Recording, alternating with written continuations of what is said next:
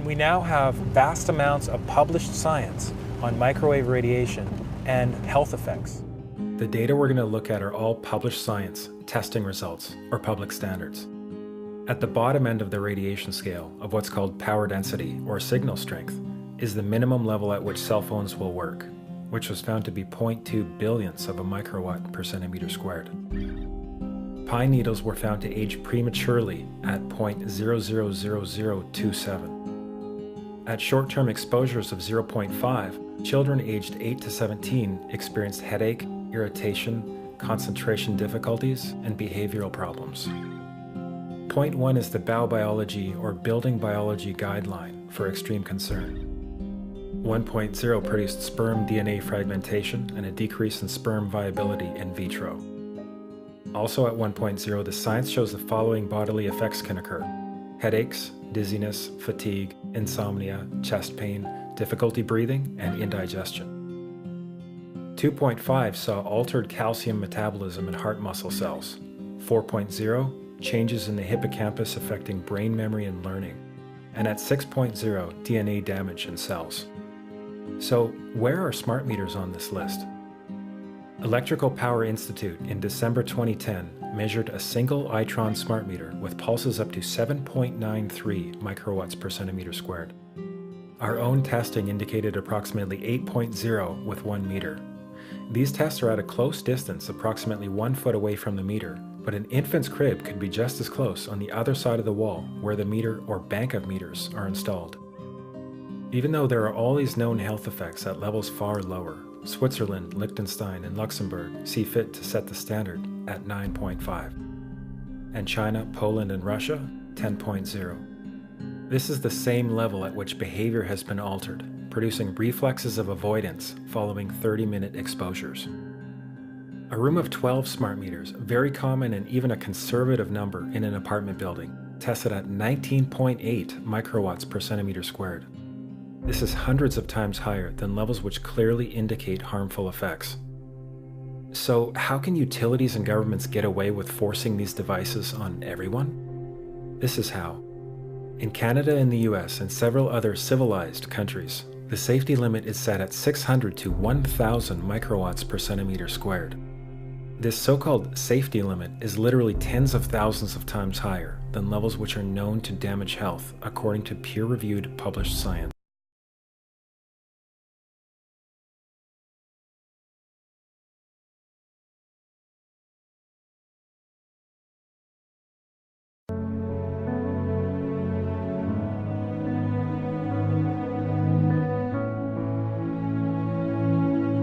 The consequences of this development have also been predicted by the critics for many decades and can no longer be ignored. Bees and other insects disappear. Birds avoid certain areas and are disoriented in other locations. Humans suffer from functional disorders and diseases. And those that are hereditary are passed on to the next generation as existing defects.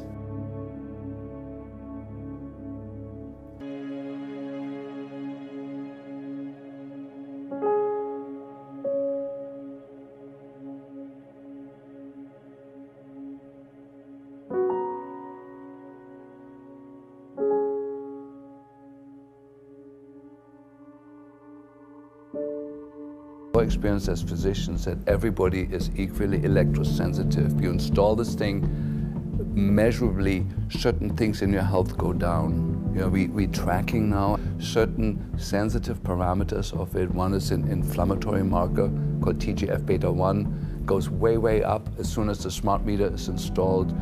The MMP9, that's the metalloproteinases, go way, way up. These are inflammatory markers. The copper level in the serum goes up as a sign of chronic inflammation driven by something that's suddenly there. The hormones go way off. The neurotransmitters go way off. So we have lab tests that we can show. Here's the patient. We monitor him for 10 years before. He was completely normal. The smart meter was installed 6 months later. The patient looks like a dying patient from the lab work. And we find those changes even in people that say, well, my wife is sick since the smart meter's in there, but I'm totally healthy. But we look at the lab work, it looks just as bad. Yeah, so some people have an awareness of health and goodness in them, and other people don't. But from what our experience is that everybody is affected by it. It's not just a few 3% of electrosensitive people.